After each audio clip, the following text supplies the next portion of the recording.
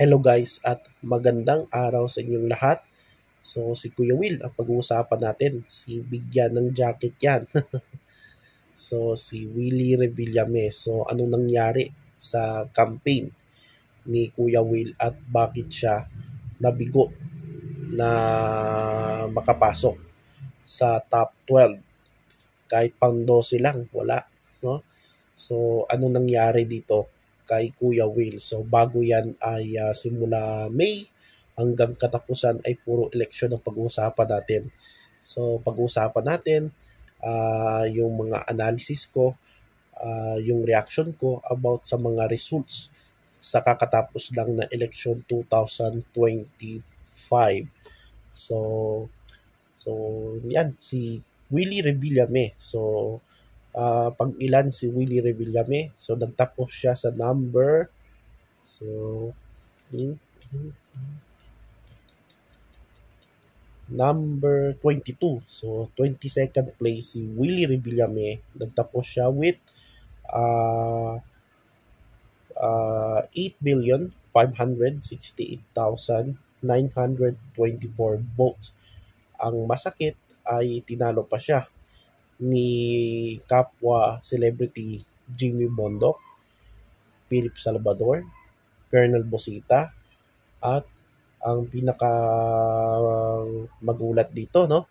Ang pinakagulat dito ay si Madam Heidi Mendoza. So imagine tinalo siya ni Heidi Mendoza sa numero. So yan yung boto na nakuha ni Kuya Willie Revillame. So itong election na ito, maraming surprises, maraming upset. So ito yung election talaga na pinakamaraming surprise. So unpredictable itong election 2025. Di mo alam kung sinong mananalo. Kaya yung mga survey ngayon medyo big loss ngayon no? Medyo lahat ng surveys halos ay nagkamali, no? So, yan talaga guys, no? Dapat hindi na tayo mag-rely sa mga survey firms, no? At ang masakit pa dito, talo rin siya. Hindi man lang nakapasok sa top 12 sa kanyang probinsya sa kanyang probinsya ng Nueva Ecija. Kasi taga Nueva Ecija itong si Kuya Will. So si Willie Revillame, pang ilan siya?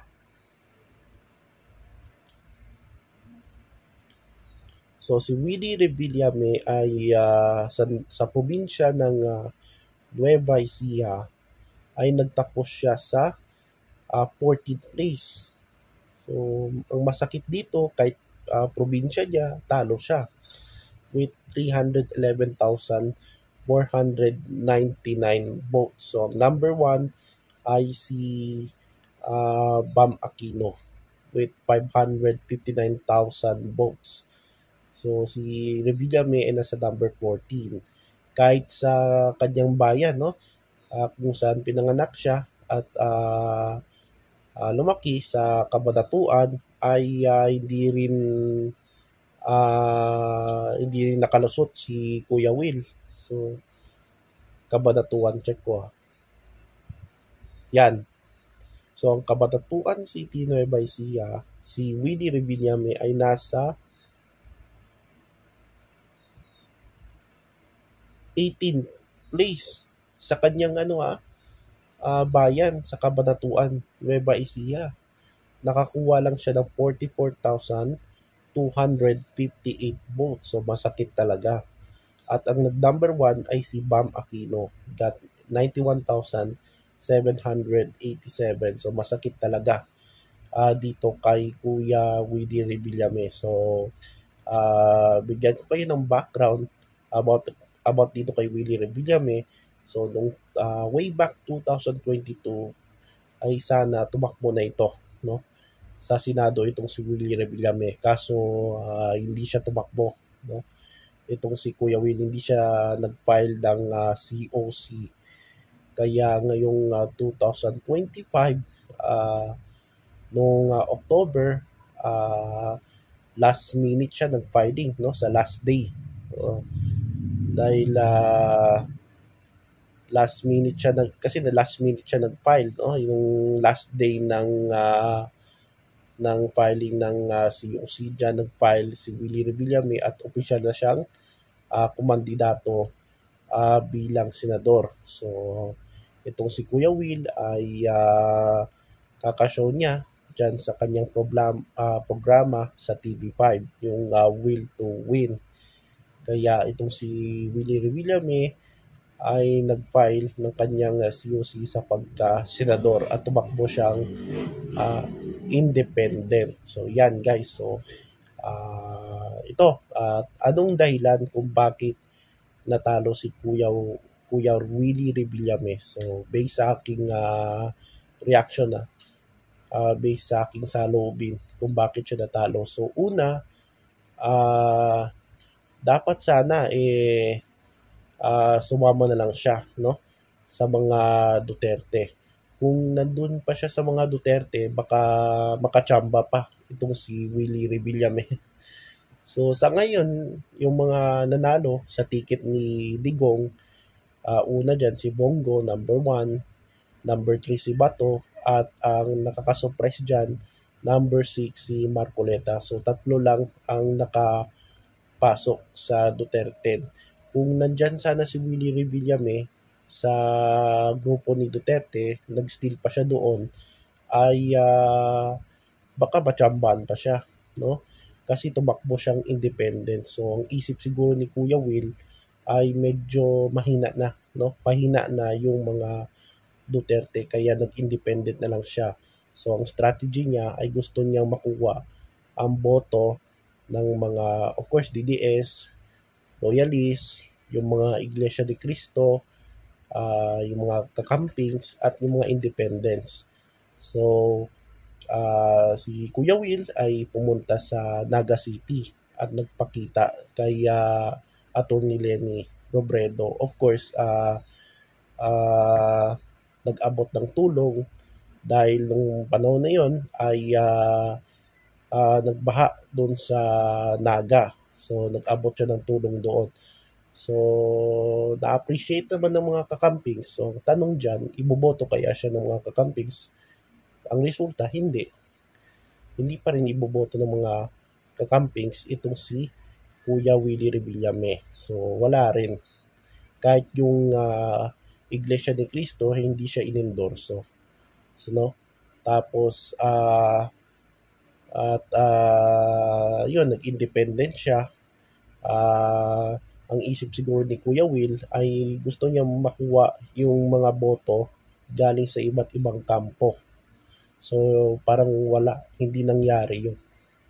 So, sa survey naman, ay nung unang campaign, nung simula na yung campaign, ay pasok naman si Kuya Will sa top 12. So, dito, si Kuya Will, sa start ng campaign, sa SWS noong February 15, ay nasa number 12 si Kuya Will, 10 to 12, at number 1 noon si Erwin Tulfo. Sa Pulse Asia ay si Kuya Will noong February 20 up to 26. Si Kuya Will ay nasa ika-6 sa mga survey. Pero pagdating ng malapit ng botohan, kailan yon? Mga noong April 28 up to May 3 sa The Center. Ay, hindi pala. Tama, The Center. Hindi ko alam ano ba tong survey na to. The Center, kung saan ay number 14 si Kuya Willie Revillame. So, pababa na. Mula number 6 ay pababa na itong si Willie Revillame. At pagdating sa SWS, noong huling survey nila noong May 2 to 6, ay si Willie Revillame ay nasa pang 14 na lang. So, medyo nung February, start of campaign, pataas siya. Pero pagdating na sa mga huling-huli na na palapit na yung botohan ay bumaba na itong si Willie Revillame. At isa pang factor kung bakit natalo si Willie Revillame, of course, makinarya, no? At wala gaanong mga local candidate na sumuporta dito kay Willie Revillame. So, ang local candidate lang na alala ko na sinuportahan siya ay itong pamilya ni Vilma Santos. Sila Vilma Santos talaga dyan sa Batangas. Pero nakita ko yung Batangas ay hindi siya nakapasok sa top 12. So, hindi nag-matter yung impluensya at mga supporters ni Vilma Santos dyan sa Batangas para dalhin itong si Willie Revillame. Mas dinala pa nila yung mga in-endorse niyang iba na kandidato pero si Willie hindi. Tapos, of course, makinarya. Tapos, wala anong malaking pera. Kasi pag kandidato ka, kung gusto mong manalo, halimbawa, kandidato ka, kung gusto mong manalo, ay kailangan ay malaking gastos mo dyan, no? Abot siguro, sabi ni dating Senador Trillanes, na abot sa bilyon yung pondo mo para manalo ka sa eleksyon. So, ganyan yung mga katulad ni Villar, kaya nanalo si Villar. Tingnan mo, gabi gasto. Kahit lang sa ads niya, so, grabe. So, yan yung kulang dito kay Willie Revillame. Independent siya, so mahirap talagang tumakbo as independent candidate. At isa pang factor, sa tingin ko ay hindi talaga seryoso itong si Willie Revillame, hindi siya sincero.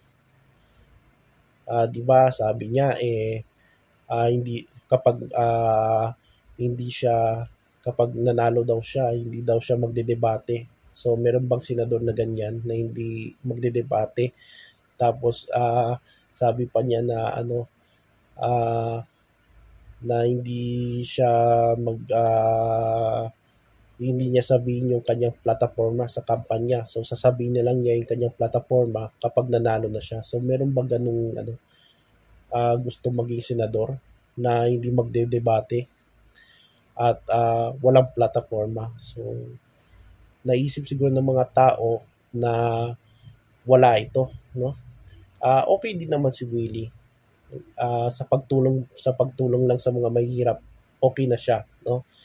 Kaso yung Senado kasi ang trabaho niyan ay gumawa ng batas. So yan talaga yung trabaho ng Senado. Gumawa ng batas, hindi pang charity lang, hindi pang charity lang, no? So yan guys. Kaya yan yung epekto bakit hindi nagustuhan ng mga botante itong campaign ni Willie Revillame, kaya natalo siya sa eleksyon at ang masakit ay pang 22 lang, no? Wala talaga. Bukod kay Kuya Will, marami ding mga kapwa niya celebrities ang natalo, kaya itong eleksyon na itong 2025, una dyan maraming sorpresa, maraming nagulat sa mga resulta, na hindi natin inaasahan kasi sa mga survey yung mga nilabas nilang resulta pero sa actual hindi pala ganun yung resulta. Tapos ikalawa, ang pagkatalo ng mga maraming celebrities. So yan guys, no? So yan ang aking saloobin ko tungkol kay Kuya Willie Revillame. So what's next for Willie Revillame? So ipagpatuloy niya yung kanyang show, no? Napansin ko sa TV5, no? Medyo nawala na yung slot niya, yung Will to Win, nawala, no? Yung pumalit sa kanya kasi na after siyang nawala, itong si Randy Santiago. Tapos after mga ilang linggo ay nawala na yung kanyang oras dyan sa TV5 at pinalitan na ng ibang show. So, ano kayang mangyari dito? Tutuloy ba itong will to win or hindi. So yan yung tanong dyan. So yan guys, maraming salamat.